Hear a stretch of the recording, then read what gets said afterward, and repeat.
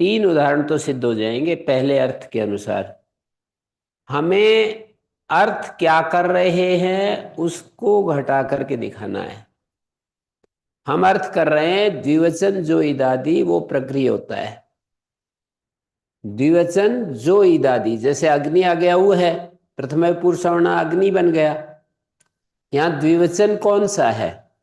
औ। और अद्विवचन क्या है? अग्नि का ई। तो ई और औ इन दोनों का एक आदेश होगा। तो द्विवचन सिद्ध करने के लिए हमें पर का आदिवत करना पड़ेगा। हमें द्विवचन बताना है कि ये जो ई है ये द्विवचन है और ई भी है।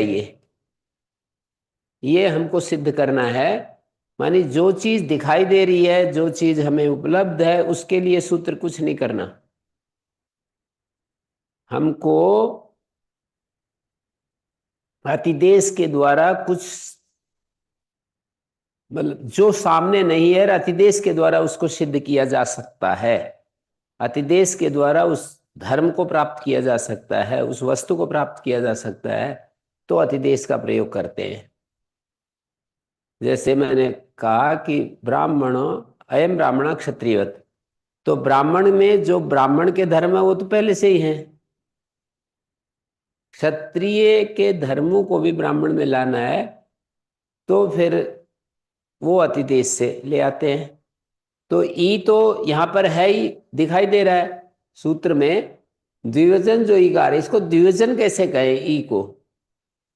ये हमको सिद्ध करना है अंतादि वच्य सूत्र से। वो कहता है कि पूर्व और पर के स्थान में जो एक आदेश होता है वो पूर्व के प्रति, पूर्व के अंत के समान, पूर्व के अंत के समान और पर के आदि के समान होता है। ये जो ई हुआ है ये ई, यदि वहां पर द्विवचन आपको सिद्ध करना है तो पूर्व और पर में ये देखो कि द्विवचन कहां बैठा है। पूर्व और पर में द्विवचन पर में बैठा है ना, तो पर का आदिवत हम कर लेंगे इसको। यदि द्विवचन पूर्व में बैठा होता तो फिर हम पूर्व का अंतवत करते। द्विवचन चूंकि पर में बैठा है तो पर का आदिवत करेंगे। पूर्व का अंतवत, पर का आदिवत। जो एकादेश होता है, पूर्व का अंतवत तो इसलिए नहीं करेंगे कि पूर्व का अंतवत ई जो है वो द्विवचन नहीं है और सूत्र में हमको दिखाना है द्विवचन। हम्म? और एक बात और भी जो ये पूछ रहे थे कि इसको ई के समान क्यों नहीं माने। वर्णाश्रय नास्ति आद्यंतवत भावा, यहां भी एक परिभाषा है। वर्ण को आश्रय करके कोई कार्य करे तो आदि अंतवत भाव नहीं होता। वर्णाश्रय कार्य में आद्यंतवत भाव नहीं होता। वर्ण का जो धर्म है वो नहीं आता, वर्ण धर्म नहीं होता। ठीक है। तो अग्नि इति, इसको द्विवचन बताना है। द्विवचन बताने के लिए हम दोनों में पूर्व पर में देखेंगे कि द्विवचन कहाँ है, पूर्व में है या पर में है। पर में है तो पर का आदिवत मान लिया जाएगा इसको। हम्म। वर्णाश्रय कार्य आद्यंतवत भाव न भवति, ये परिभाषा है एक। उस सूत्र पे दी काशिका में, उस सूत्र पर दी है, देखो निकाल करके। छठे अध्याय के पहले पाद का अंतादिवत से जो सूत्र है उसी पर दिया है। इष्टि है, परिवार्तिक है। वर्णाश्रय विधो अयम अंतादिवत भाव निश्चिते, जैसे खट्वा भी है।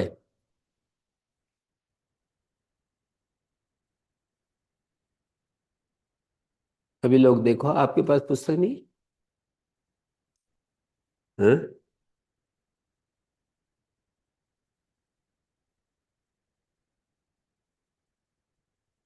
इसके बहुत सारे उदाहरण दिए इन्होंने। हम्म। अंतादिवत से 85 नंबर सूत्र है ना काशिका में। क्या कह रहे थे? काशिका में 85 संख्या है, अष्टाध्यायी में अलग संख्या है।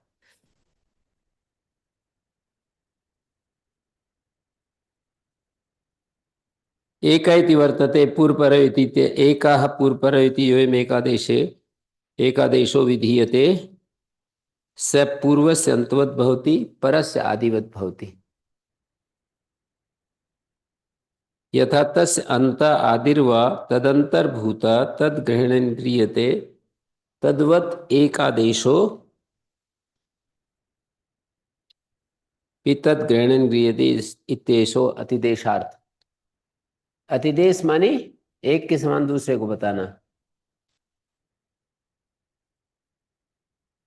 ये कह रहे हैं जो एका पूर्व पर प्रकरण में एकादेश कहा है वो पूर्व के अंत के समान पर के आदि के समान होता है। यथा तस्य अंत आदिर्वा तदंतर्भूता तद ग्रहणेन गृह्यते, एक परिभाषा है ये भी। कदम कदम पर परिभाषाएं काशिका पढ़ने के लिए परिभाषिक पारिभाषिक की जो मूल परिभाषाएं वो याद होनी चाहिए हैं? यहां पर लिखा है ना यथा तस् अंत आदिर्वा, जैसे उसका अंतिम अक्षर होता है ना पूर्व का या पर का जो आदि अक्षर होता है, तदंतर भूता तद ग्रहण गृहीत, एक परिभाषा है कि तदंतर भूत तद ग्रहण से गृहीत होता है, जो उसके अंतर्गत आ गया वो उसके ग्रहण से गृहीत हो गया। जैसे गाय का जो गर्भ है वो गाय के ग्रहण से गृहीत हो जाता है। गाय के भीतर गर्भ है, वो गाय के ग्रहण से वो गर्भ भी आ जाता है। ऐसे ही जैसे अग्नि शब्द है, अग्नि में जो ई है वो अग्नि के ग्रहण से गृहीत हो जाएगा। और औ शब्द में पर का आदि, अग्नि तो ठीक है मिल गया, अग्नि का अंतिम अक्षर जो ई है वो अग्नि के ग्रहण से गृहीत हो गया। तस्य अंत तस्य आदिर्वा, अब उसका आदि, औ का आदि भी औ ही है, आद्यंतवदेकस्मिन्। आदिर्वा तदंतर्भूता, वो उसके अंतर्भूत रहता है, उसके ग्रहण से गृहीत हो जाता है। तद्वत एकादेशो भी, उसके बाद जो एकादेश होगा, जैसे ई और औ की जगह एकादेश ई आया प्रथमे पुरुष वर्ण, तद ग्रहणेन गृह्यते, उसके ग्रहण से गृहीत हो जाएगा। किसके ग्रहण से? पूर्व के अंतिम अक्षर के ग्रहण से या पर के आदि अक्षर, पर के आदि के ग्रहण से गृहीत हो जाएगा। पर का आदि पर जो है, हाँ जी, अंतर्भूत तदंतर्भूत उसके अंदर। हम्म।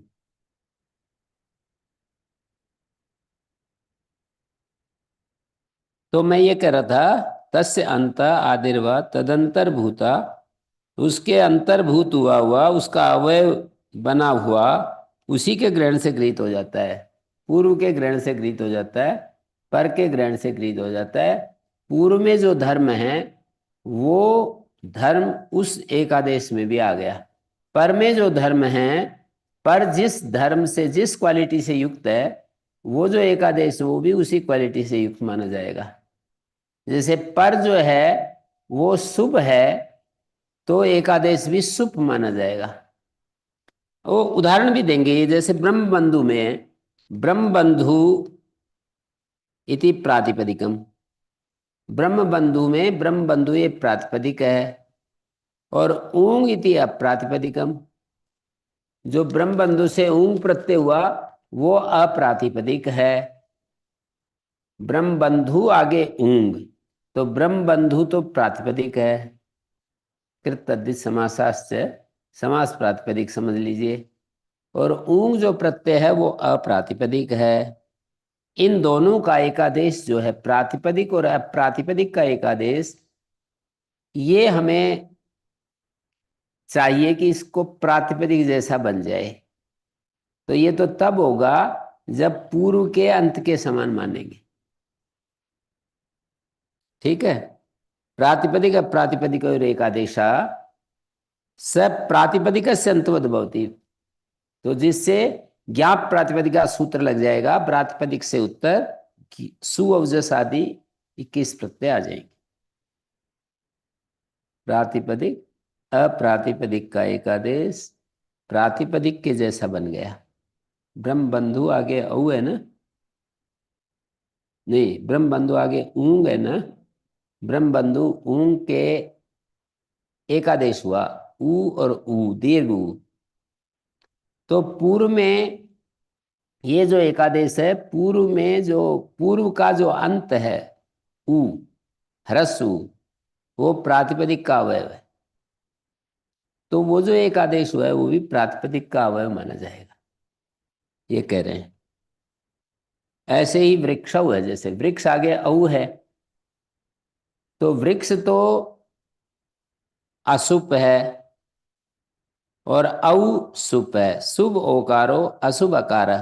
अशुभ अकार का मतलब वृक्ष का जो आकार है वो अशुभ है, और जो औ है वृक्ष के बाद जो औ आया है वो सुप है। उन शुभ और अशुभ का एकादेश शुभ के आदि के समान हो जाएगा। शुभ का आदि जैसे औ है, औ का आदि भी औ ही है, तो उसके जैसा हो जाएगा, जिससे कि हम सुप तिङंतम पदम सूत्र लगा सकेंगे। सुप अंत में है जिसके, उसको पद कहते हैं। ये दो उदाहरण देने के बाद फिर कहते हैं वृक्षाश्रय विद वर्णाश्रय विधोयम अंतवाद भाव निश्यते। जैसे खट्टू आगे टाप है, खट्टू का अ और टाप का आ, आकाशवर्ण दीर्घ हो गया। अंतवद भावा भावात, अंतवद नहीं होगा यहाँ। जैसे यहां पर कोई यूं कहे पूर्व में अ है पर में आ है, इन दोनों के एकादेश को पूर्व के अंत जैसा मान लें, ए मान लें इसको, तो पूर्व का अंतवत मान लेंगे तो फिर अतो विशेष लग जाएगा। तो कहते हैं नहीं होगा ऐसे, वर्णाश्रय विधि में अंतवत भाव। ऐसे ही ये कई सारे उदाहरण दिए इन्होंने। स्पष्ट हुआ? हम्म ये तो मैंने एक उदाहरण दिया है, बाकी और भी उदाहरण दिए हैं। जैसे वह तेर जुहाव, संप्रसारण पूर्वत्व से आदि उद्भव आतो नाला नहीं होता। वे धातु को आदेश उपदेश आकारादेश होता है, वाह बनता है वाह, और वह को संप्रसारण ऊ हुआ, ऊ और आ को संप्रसारणार्थ से पूर्व रूप हो गया। इसको पर का अधिवत मान लें, हु और आ को, वे के वकार को संप्रसारण हुआ तो ऊ हो गया हु, आगे आ, हु और आ को संप्रसारणार्थ से पूर्व हुआ। पूर्व होने के बाद इसको आ जैसा मान लें, पर का अधिवत मान लें, तो आतो नला सूत्र लगने लगेगा। नहीं होता है वो, आतो नला नहीं लगेगा। जैसे अस्यई अश्व, अस्या अश्व, यहां पर श्याट और आगे ए, श्याट का ए नहीं, श्याट का आ और ए, इन दोनों को आई हो गया वृद्धि रेची। आई होने के बाद इस आई को पूर्व का अंतवत मानी स्या के समान और पर का आदिवत ए के समान यदि मान लें, पर का आदिवत मान ले तो एंगा पदांतादति अकार को पूर्व रूप होने लगेगा, अस्यई को अकार पूर्व रूप हो जाएगा। तो वर्णाश्रय विधि है, इसलिए अंतादिवत भाव नहीं होगा। ये इस सूत्र का मतलब है। आप देखिए, मैं ये कह रहा था द्विवचन के समान, इसको ईकार तो हमें सुनाई पड़ ही रहा है, ईकार तो दिख ही रहा है निकाई, इसमें अंतादिवत से लगाने की कोई आवश्यकता ही नहीं है। द्विवचन नहीं दिख रहा कि ई को द्विवचन माने ना माने, तो कहते हैं अंतादिवच्य से इसको पर का अधिवत मान लेंगे तो द्विवचन भी हो जाएगा। यहां पर ये द्विवचन हो जाएगा पर का अधिवत मानने से, यहां वायु ओ में द्विवचन हो जाएगा उ पर का अधिवत मानने से, खट्वे में द्विवचन हो जाएगा ए पर का अधिवत मानने से। ये तो तीनों उदाहरण हो गए इस अर्थ के अनुसार, लेकिन पचेते उदाहरण इस अर्थ के अनुसार नहीं बन पाएगा। क्यों क्यों नहीं बन पाएगा? द्विवचन इकार उकार एकार नहीं है, द्विवचन तो एते है, एकार कहाँ है द्विवचन है? द्विवचन नहीं है ना।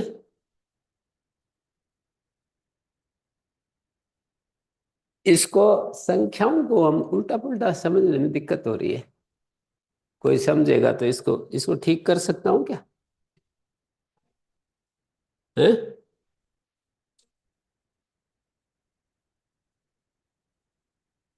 इरेजर इरेजर नहीं हो रहा।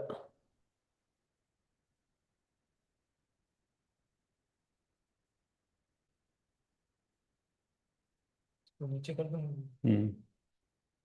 और उसको इसके बीच में इसके नीचे तीसरे को यहाँ पे कर देता हूँ।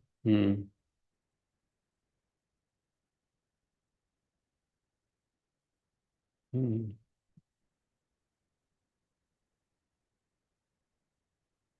तो देखिए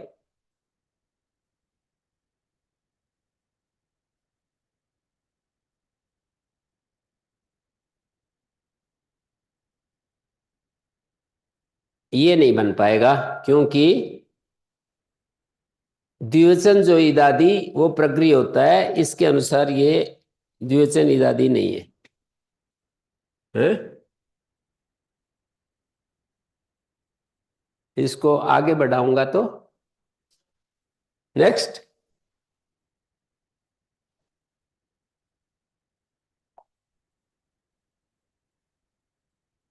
ये दूसरा अर्थ है, इदाद्यंतम यद द्विवचनम तत्प्रगृहम। ये अर्थ मान्य अर्थ है और इसमें सारे उदाहरण सिद्ध हो जाएंगे। अग्नि औ प्रथम पुरुष सवर्णा से यहां पर अग्नि, यहां ई प्रथम पुरुष सवर्णा हुआ है, अग्नि यहां ई आद्यंत वदेक अस्मिन से इकारांत है। सूत्र का अर्थ है इकारांत उकारांत एकारांत। तो इस ई को इकारांत कैसे कहेंगे? ई को इकारांत कैसे कहेंगे? आद्यंत वदेक अस्मिन से इकारांत द्विवचन, ये सूत्रार्थ है। तो इस ई को इकारांत कहेंगे और अंतादिवच्य से ये द्विवचन है, अंतादिवच्य से वो द्विवचन है। ये जो अग्नि का ई है अंतादिवच्य से द्विवचन है। ऐसे ही वायु उदाहरण, ऐसे ही खट्वे उदाहरण, इनमें भी वायु में उकारांत द्विवचन है। ये इसी प्रक्रिया से अंतादिवच्य से ये पर का अधिवत मान करके द्विवचन हो जाएगा। और ये खट्वा सी, खट्वा ए, खट्वे, ये तीनों उदाहरण बन गए। पचेते भी बन गया आगे, पचेते पच एते अत्र पचेते, ये भी बन जाएगा क्योंकि एकारांत द्विवचन, पचेते जो है वो एकारांत द्विवचन है। पचेते का जो एते है वो एकारांत है और द्विवचन है। यहाँ न तो आद्यंतवदेक अस्मिन लगाने की जरूरत है, न अंतादिवच्य लगाने की आवश्यकता है। वहां लगा रहे थे ना, जैसे अग्नि में, वायु में, खट्वे में ईकारांत उकारांत एकारांत द्विवचन, ये सिद्ध करने के लिए दोनों परिभाषाएं लगा रहे थे, दोनों अतिदेश लगा रहे थे, अंतादिवच्य भी और आद्यंतवदेक अस्मिन। इकारांत उकारांत एकारांत कहने के लिए आद्यंतवदेक अस्मिन, द्विवचन बनाने के लिए अंतादिवच्य। यहाँ किसी की भी जरूरत नहीं है, पचेते जो है स्वरूपतः ही एकारांत द्विवचन है, इसकी प्रकृति से हो जाएगी। तीसरा अर्थ में, तीसरा जो संभावित अर्थ था ईराद्यंतम यद द्विवचनांतम, वो प्रगृह होता है। तो अग्नि औ अग्नि बन गया, वायु ओ वायु बन गया, खट्वा औ खट्वे बन गया, पचेते इति। इस अर्थ में ये चारों उदाहरण बन जाएंगे। कैसे? ईकारांत, उकारांत, एकारांत, द्विवचनांत। तो यहां पर किसकी प्रकृति संज्ञा होती? पहले अर्थ, मतलब जो मान्य अर्थ है दूसरा वाला या पहले वाला अर्थ, उसमें ई की, ऊ की, ए की प्रकृति संज्ञा होती थी। पर इस अर्थ में जब हम ये अर्थ करेंगे इकारांत द्विवचनांत, तो ये अग्नि शब्द जो ये दीर्घ इकारांत है, इकारांत है और ये द्विवचनांत भी है। द्विवचन अंत में है जिसके, उसको द्विवचनांत कहते हैं। ये इकारांत भी है और द्विवचनांत भी है। द्विवचन अंत में है जिसके, द्विवचन कैसे है? तो अंतादिवचन से द्विवचन हो जाएगा ई। अग्नि औ, ये जो ई है ये द्विवचन कैसे है पूछे तो अंतादिवचन से ये द्विवचन है। और द्विवचन अंत में है जिसके, द्विवचनांत होता है। तो ये अग्नि द्विवचनांत है और इकारांत भी दिखाई दे रहा है। वायु भी इसी तरह उकारांत है और द्विवचनांत भी है। द्विवचन अंत में है जिसके, ऊ को द्विवचन कैसे कहेंगे? अंतादिवचन से कहेंगे। और खट्वे में द्विवचन कैसे कहेंगे? ए को अंतादिवचन से कहेंगे। और पचेते इति में द्विवचन क्या है? एते। और द्विवचनांत क्या है? पचेते। वहां अंतादिवचन नहीं लगाएंगे। एते जो है वो द्विवचन है और पचेते द्विवचनांत है और एकारांत भी है। ये सारे उदाहरण सिद्ध हो गए इस अर्थ में। लेकिन एक और जो हम चाहते नहीं वो भी उदाहरण सिद्ध होने लगेगा इससे। जैसे कुमारी ओस अगार सु, ऐसा समास करते हैं, षष्ठी समास। दो कुमारियों का घर, तो इसमें सूत्र यह कहता है इकारांत उकारांत एकारांत द्विवचनांत। कुमारी शब्द श्रवण से तो इकारांत है और प्रत्यय लक्षण से द्विवचनांत है। ये द्विवचनांत भी है और इकारांत भी है। प्रत्यय लक्षण से द्विवचनांत है, इसकी प्रकृति संज्ञा होगी। होगी तो फिर संधि कार्य नहीं होगा। प्लुत प्रक्रिया नित्यम। प्रक्रिया संज्ञा का फल क्या है? प्रकृति भाव। प्रकृति संज्ञा का फल प्रकृति भाव है, अपने स्वरूप में ठहरना है, विकार नहीं होना, परिवर्तन ना होना। ठीक है। तो कुमारी अगारम प्रक्रिया संज्ञा हो जाएगी तो ऐसा ही बनने लगेगा। कुमारी अगारम ऐसा नहीं बनेगा, इक्वलिटी चाहिए। कुमारी अगारम ऐसा चाहिए, कुमारी अगारम ऐसा बनने लगेगा जो अनिष्ट है। तो अब आगे चौथा अर्थ हम देखते हैं।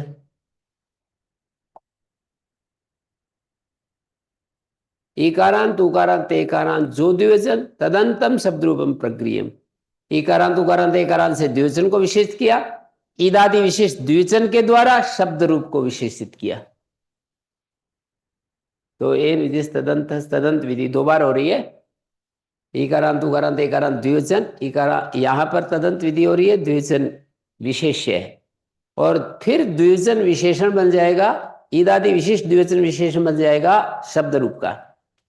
तो तदंतम, तदंतम मानी किमंतम, तदंतम पूछेंगे किमंतम नहीं, ईदादि विशेष द्विवचन मतलब इकारांत उकारांत एकारांत द्विवचन तदंत, ऐसा वह द्विवचन अंत में है जिसके ऐसा शब्द रूप है।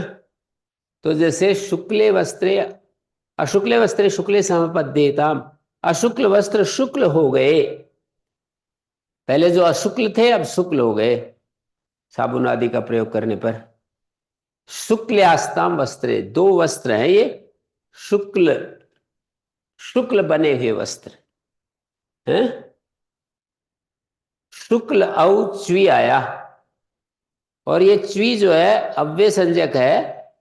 इसके बाद जो सु आएगा ना, शुक्ली से जो सु आएगा, सु लाए या इससे क्या लाएंगे? शुक्ल औ च्वी द्विवचन में औ ले आएंगे ना, अव्यय शुक्ल औ च्वी। और इसके बाद औ प्रत्यय लाएंगे तो अव्ययदाप सुपा से उसका लुक हो जाएगा, क्योंकि च्वी अव्यय में पड़ा हुआ है, तद्धितश्च सर्व विभक्ति अव्यय में पड़ा है, मैंने यहाँ लिखा नहीं है। इसके बाद जो औ आएगा उसका लुक हो जाएगा या सु है।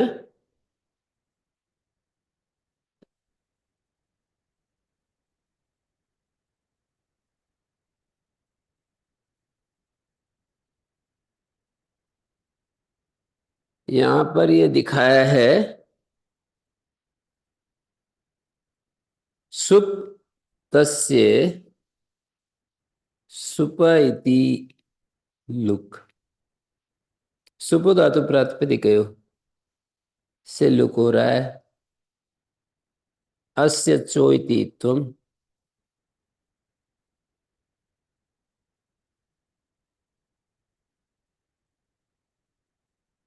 सद्विवचनस्य न कश्चित्,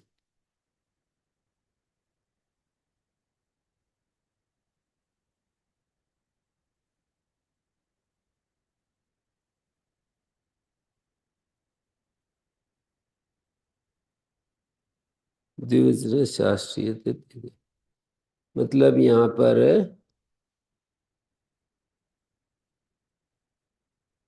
शी शब्द सीकारांतम द्विवचनम, शी शब्द तदन्तस्य समुदाय प्रत्ययलक्षणेन इति प्रकसंज्ञा प्राप्नोति तन्तात् सुप।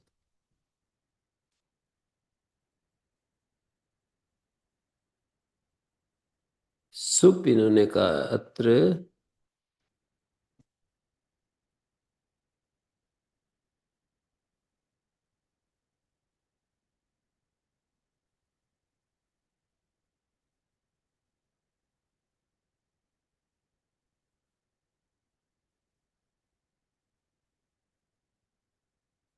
तद्धितांत से जो सुप आएगा, वो जो सुप है,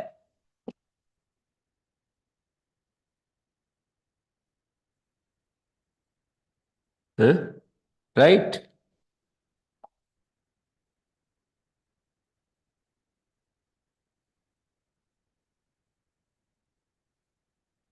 अव्ययों से जो प्रत्यय आते हैं वो पद बनाने के लिए केवल एक वचन ले आते हैं, एक वचन मुत्सर्गता करिष्यते, तो उसका अव्ययादाप सुपा, ये जो सु है इसका अव्ययादाप सुपा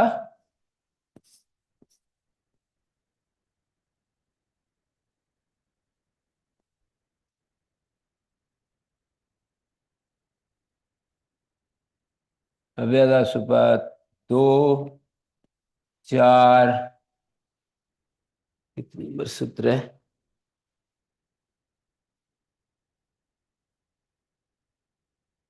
अव्ययादाप सुपा 82।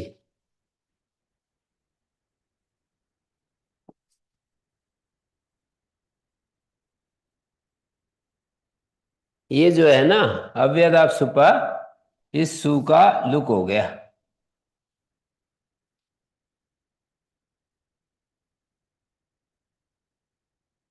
ये औ के स्थान में जो सी आया है, शुक्ल शब्द से औ के स्थान में जो सी आया है, ये नपुंसकाच है। यहां पर दो बातें विचार करने की, बहुत भाष्यकार ने इस पर चर्चा की है कि शुक्ल शब्द से औ आगे च्वी है, इस औ का पहले शी आदेश करें या सुपुदात प्राप्त के पहले लुक करें, ऐसे विचार किया है। पकड़ में आ रही है बात?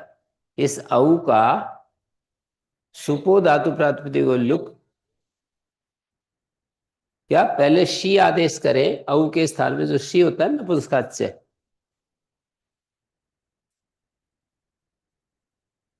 ये दो बातें उपस्थित करके विचार किया है कि औ के स्थान में शी आदेश करें या औ अवस्था में ही लुक कर दे, शी करने से पहले औ को ही लुक कर दे। कार्य तो प्राप्त हो ही रहे हैं, सुबोधात प्रातिपदिक और नपुंसकाच्य से औ को सी पाया।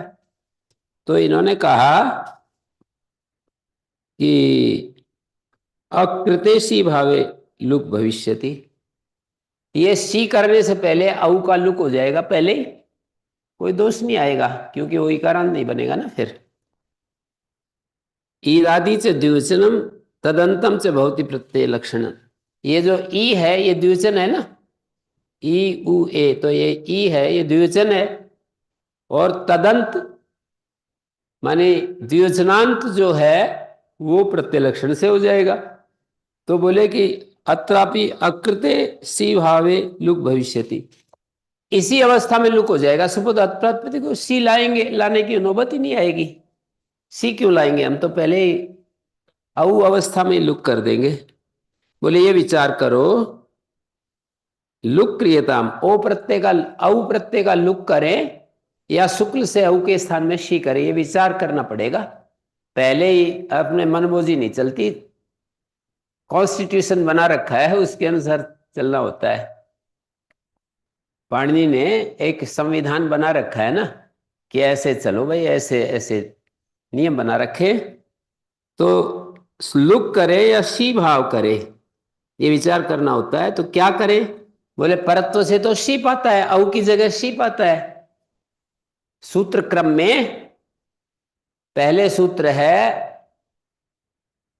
सुपो धातु प्रातिपदिक और बाद वाला सूत्र है नपुंसकाच्य। 7वें अध्याय के पहले पाद में नपुंसकाच्य है, दूसरे अध्याय के चौथे पाद में औ को लुक करने वाला सूत्र है सुपो धातु प्रातिपदिक।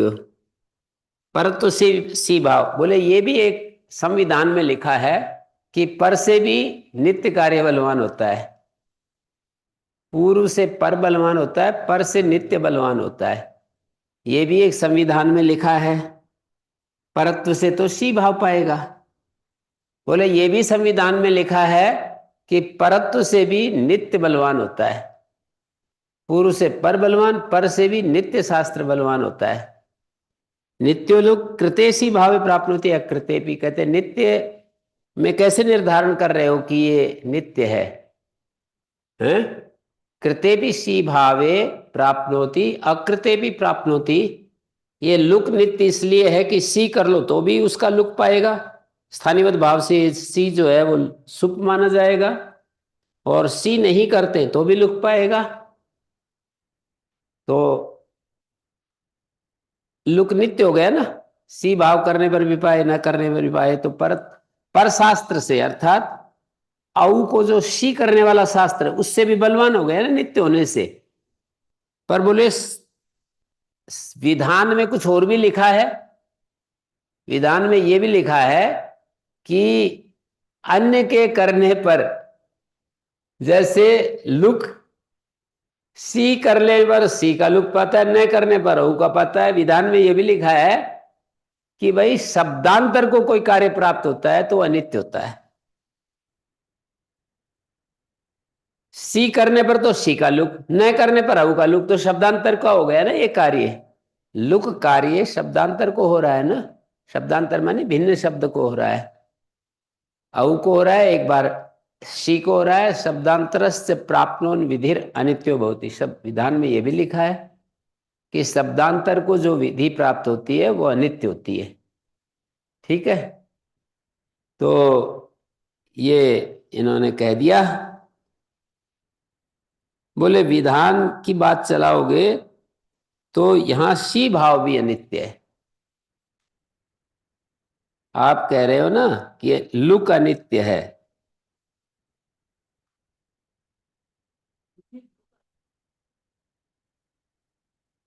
शब्दांतर को कार्य जो होता है वो अनित्य होता है। जैसे लुक औ को होता है और लुक शी का होता है, पर जब औ को शी कर लेते हैं तो शी का लुक, नहीं करते तो औ का लुक। शब्दांतर को लुक अलग अलग शब्दों को, शब्दांतर माने अलग अलग शब्दों को प्राप्त हो रहा है।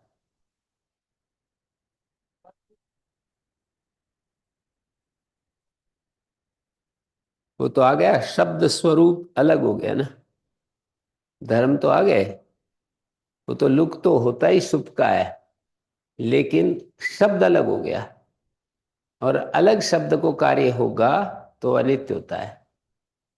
करने पर भी पाए, न करने पर भी पाए, इतने मात्र से संतोष नहीं हो रहा, वही होना चाहिए।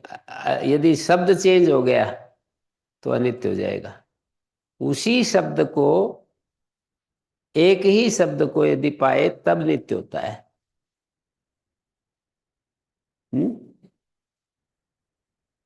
वो तो उसमें पारिभाषिक में देख लेना, पारिभाषिक में ये परिभाषा जहाँ लिखी है ना, कृते भी प्राप्नोति अकृते भी प्राप्नोति तन नित्यम भवति, ये परिभाषा है। किसी कार्य के करने पर भी पाए और न करने पर भी पाए तो वो नित्य होता है, पर शब्दांतर को यदि प्राप्त हो तो अनित्य हो जाता है।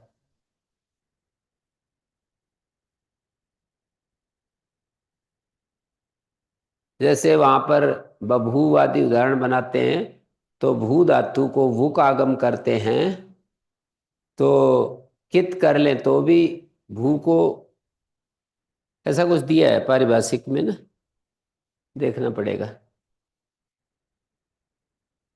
कृते भी प्राप्नोति अकृते भी प्राप्नोति तन नित्यम भवति, जैसे इन्होंने दिया ना, यहां पर ये दिया ना, इसको देखो ध्यान से। कृते सी भावे प्राप्त होती है अकृते भी प्राप्त होती, ये नित्य का लक्षण हो गया। सी भाव कर लो तब भी लुक पाएगा, सी ना करो तो भी पाएगा। तो ये है, करने पर भी पाए ना करने पर भी पाए, लेकिन यहां शब्दांतर हो गया।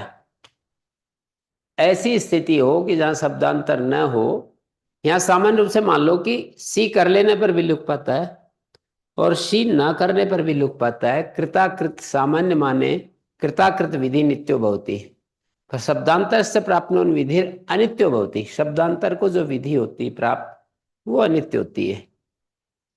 आपको पारिभाषिक कहाँ रखा है? पारिभाषिक था तो सही है।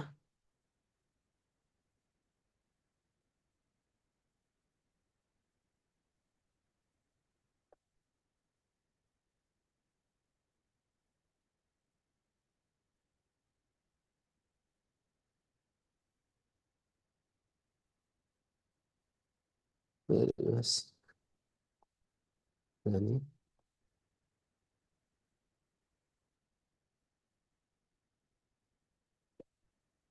हम्म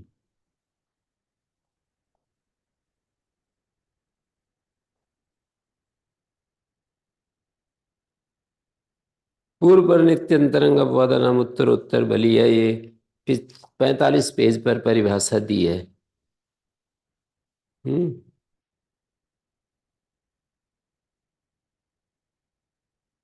पूर्व से पर बलवान, पर से अंतरंग बलवान, पर से नित्य बलवान। हाँ ये है ना, तुदती उदाहरण इन्होंने दिया है।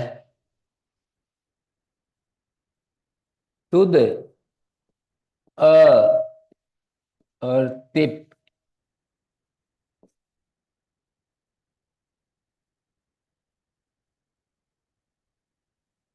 तुदती इत्यत्र तुद धातु लादे से तुद तिप, लघु गुण से प्राप्त होती तुदादिव्य से, सविकर्ण भी पाएगा, सविकर्ण भी पाएगा, सविकर्ण भी पाया और तुद को गुण भी पाया। तो करने पर भी पाए न करने पर भी पाए,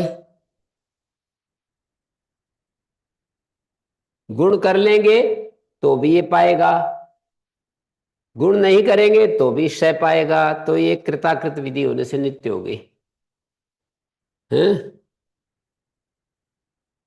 गुण कर लिया तो तोद बन गया ना, तो भी ये विकर्ण तो पाएगा। गुण नहीं किया तो तुद से पाएगा। परिभाषा ये है, शब्दांतर से प्राप्त विधि अनित्य भवति। यदि परिभाषा ऐसा माने शब्दांतरात से प्राप्त विधि अनित्य भवति, तो ये भी अनित्य हो जाएगा। शब्दांतर से कोई उत्तर विधि हो तो अनित्य होती है।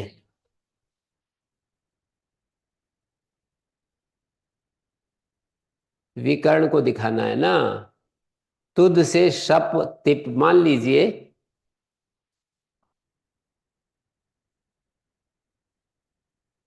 तुद तिप है,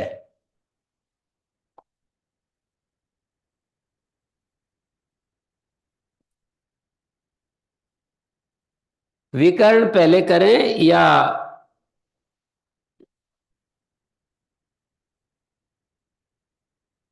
तुद धातु से लादेश तो कर लिया, अब लघु गुण भी पाएगा और तुदादि भ्या स भी पाएगा, तिप को मानकर लघुपद गुण पाएगा और श भी पाएगा। यदि तिप को मानकर लघुपद गण कर लें और बाद में श करें तो ये गुण तो हटेगा नहीं श से, फिर तोदती रूप अनिष्ट रूप बनेगा। भाई तुद आगे लट के स्थान में तिप आ गया, तिप को मानकर ये कर्ता में तिप आया है, कर्ता के परे रहते तुदादिगण की धातुओं से श होता है। यदि हम श करें और इधर पुगंत लघुपद से गुण भी पाएगा, लघुपद गुण पाएगा। तो यदि परत्व से हम गुण पहले कर लें हैं, या नित्य मान करके गुण, देखिए गुण तो, गुण जो है वो श करने पर नहीं पाता, क्योंकि सार धातु गुणपित गिंतवत हो जाता है।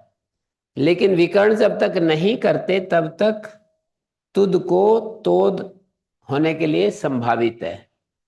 तो वह लिखा है तुद धातुलादेशे तुद इति स्थिते लघु गुणस्य प्राप्नोति तुदादिभ्यस्य गुणम, क्या है, गुणो ही परभूतो अस्ति, गुण तो परभूत है, परम नित्यत्वाद विकर्ण है, बहुत ही नित्य होने से विकर्ण हो जाता है। यहां पर नित्य होने से,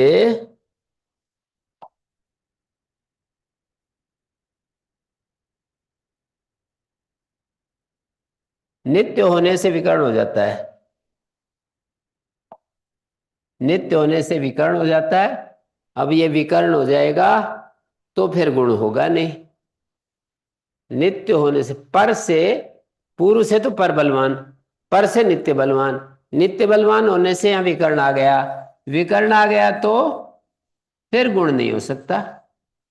पूर्व से नित्य बलवान कृते भी प्राप्त होती है, अकृते भी प्राप्त होती। देखिए गुण कर ले, पूर्व से पर बलवान होता है, तुद से तिप आ गया, तिप आने के बाद गुण प्राप्त हुआ और श प्राप्त हुआ। यदि पूर्व से पर बलवान तो गुण हो जाएगा, लेकिन नित्य बलवान तो श होगा। पूर्व से पर बलवान तो गुण हो जाएगा, पूर्व है श विकर्ण करने वाला, पर है गुण करने वाला। यदि पर बलवान तो यहां गुण हो जाएगा। पकड़ में आया?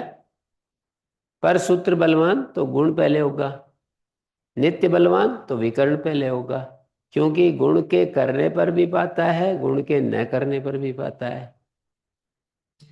गुण गुण कर लो, गुण कर लो तो भी श पाएगा, गुण मत करो तो भी श पाएगा। पहले श करेंगे, श करने के बाद गुण हो नहीं सकता, सार धातु का मापित ये गिनतवत है।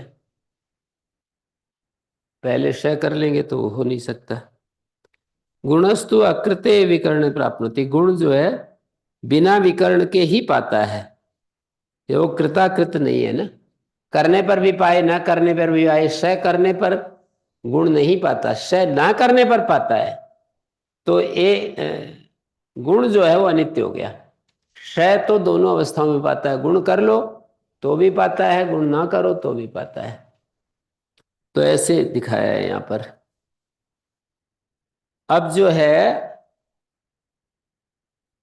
मैं इसी को चल रहा था कि सी भावोपि अनित्य, इन्होंने कहा ये जो शी भाव है ना, उ के स्थान में जो शी है ये भी तो अनित्य है, नहीं कृते लुकी प्राप्त होती। शी भाव भी अनित्य है। औ शी भाव अनित्य कैसे है? दो कार्य चल रहे हैं ना, कि इसको लुक करे या सी करे। तो औ को यदि लुक कर देते हैं ना पहले, तो सी कहां पाता है फिर?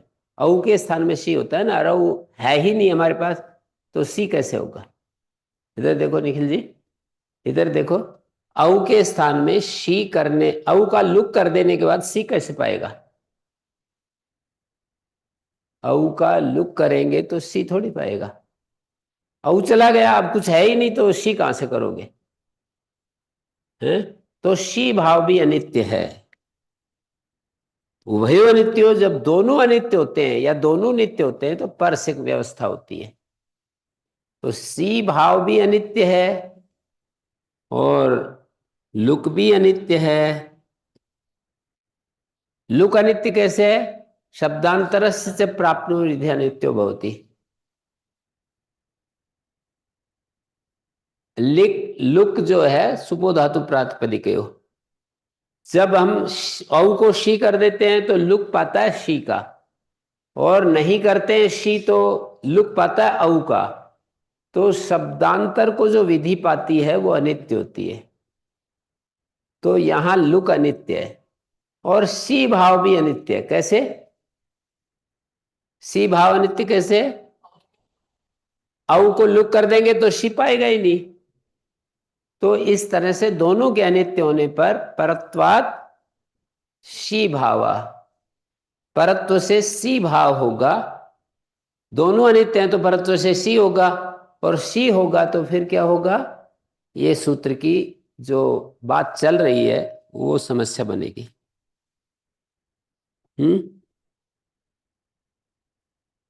ठीक है। सी परत्व से सी भाव, सी भाव करने पर लुक, और लुक करने के बाद सूत्र की स्थिति क्या है? ईदादित द्विवचनम तदंतम च भवति प्रत्यलक्षणेन।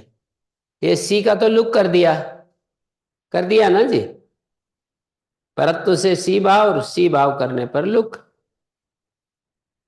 परत्व से सी भाव हो गया, माने इस लुक से पहले शी होगा, शी होने के बाद पुनः प्रसंग विज्ञान से लुक होगा। औ के स्थान में शी भाव हो गया। अब लुक को एक बार बाद लिया पर पुनः उसकी प्राप्ति है लुक की, तो लुक शी का लुक हो गया। लुक होने के बाद इस सूत्र का अर्थ घटाओ। इकारांत उकारांत एकारांत जो द्विवचन, इकारांत उकारांत एकारांत द्विवचन तदंत शब्द रूप। तो इकारांत द्विवचन क्या है? यहां पर शुक्ली को इकारांत नहीं कह रहे, शी का जो ई है ना, इसी को इकारांत द्विवचन कह रहे हैं प्रत्यय लक्षण से। औ के स्थान में जो सी आया है इसको इकारांत कह रहे हैं, और प्रत्यय लक्षण के द्वारा इकारांत द्विवचन कह रहे हैं। सी का ई कैसे हो गया? अस्य चो से शुक्ल के है को ई हुआ है, अस्य चो। च्वी के पर रहते, च्वी के पर रहते अ को ई हो जाता है, अस्य चो। संख्या क्या है? 7 4 30। 7 4 30 के आसपास देखिए। 32।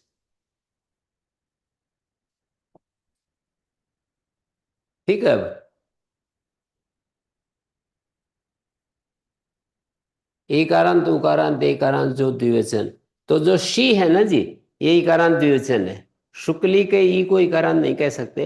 और तदंत शब्द रूप, तदंत शब्द रूप प्रक्रिय होता है, और इस तरह से इसमें ये दोष आ रहा है। सी शब्द इकारांतम द्विवचनम तदंतस्य समुदाय, और वो तदंत माने इकारांत समुदाय है प्रत्यय लक्षण से। ईदादि च द्विवचनम तदंतम च द्विवचनांतम च भवति प्रत्यय लक्षणेन। क्या कह रहे? ये वाला दोष आ गया ना। इकारांत उकारांत एकारांत द्विवचन जो है व्यपदेशीवत भाव से मान लेंगे। व्यपदेशीवत भाव एकस्मिन्। जब ऐसा करें ना इकारांत द्विवचन, तो ये इकारांत ई ही है, इकारांत कैसे कहोगे ई को? केवल ई को इकारांत कैसे कहेंगे? व्यपदेशीवत भाव एकस्मिन् परिभाषा से। ये परिभाषा है, व्यपदेशीवत भाव एकस्मिन्। एक में व्यपदेशीवत भाव हो जाता है। व्यपदेश कहते हैं व्यवहार को, व्यपदेशी कहते हैं व्यवहार वाले को, व्यपदेशी वत कहते हैं व्यवहार वाले के समान व्यवहार, एक में भी हो जाता है। आद्यंत पद एक संकुचित है, व्यपदेशीवत भाव व्यापक है, हैं? व्यपदेशित भाव एकस्मिन, जहां आदिवत नहीं अंतवत नहीं वहां भी लग सकता है, और आदि अंत में तो लग ही सकता है, कोई बात नहीं। तो यहां पर ये दोष आएगा। तो इस दोष में यही है। और क्या दिया है?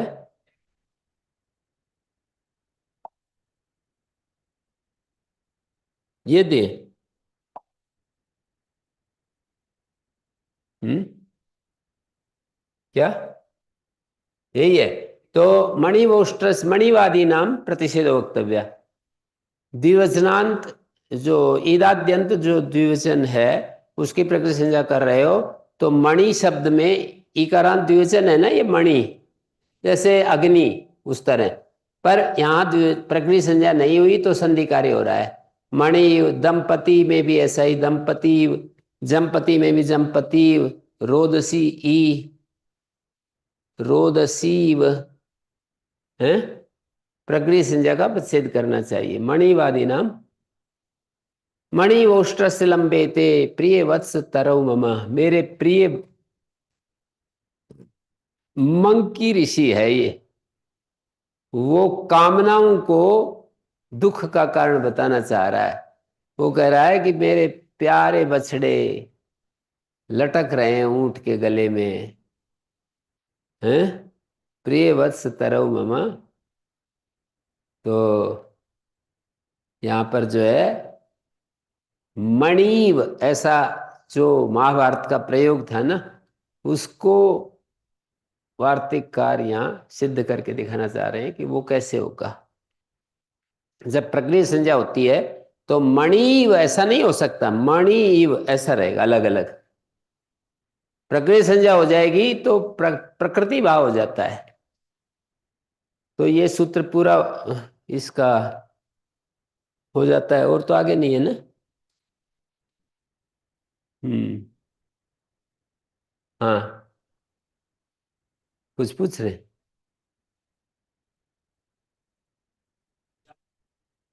जमपति, दंपति जमपति एक ही है। दंपति और जमपति एक ही है। जाया को जम भाव या जाया को दम भाव, जमपति।